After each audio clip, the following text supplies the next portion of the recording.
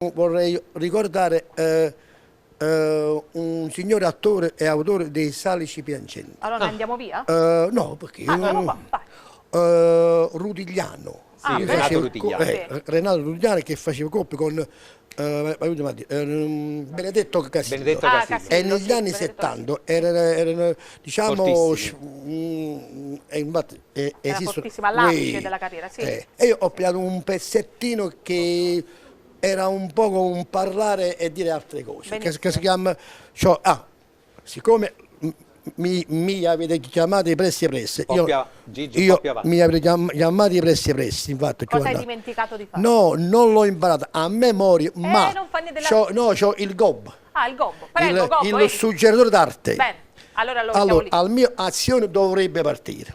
Speriamo. Azione. Goppa un albero di patane, Goppa un albero di patane, sta cantando numero Luzzo. sta cantando numero Luzzo. Sotto cielo blu marino, Sotto cielo blu marino. passo tram in terra arena, Passo tram in terra arena e scamazzo calli e scamazzo calli trippo. Che te ne ride? No, quello è il testo, Gigi. Te, allora, Io volessi un babà. nata voi, e fatela cattare. No, sempre il testo. Ah, non adesso, babà. Io volessi un babà. Nella valle dei Moicani, Nella valle dei Moicani, vo cavalca in coppa asfalto. voca varca in coppa a spiaggia. Asfalto. Asfalto, vabbè, tu Mentre a mare in fosse all'acqua. mentre a mare è in boso l'acqua. E un cane mio, E un cane, mio, sta tagliando sotto la luce in un lampione. sta ragliando sotto la luce in un lampione Che studiate già che è mezz'ora. studiato già mezz'ora. Dinto bosco di No, Fiariello. che sta a Saccia, per piacere. Ah, ti hai imparato l'ultima parte. Rindo vediamo. boschi di Fiariello fanno amore quattro imbrielle.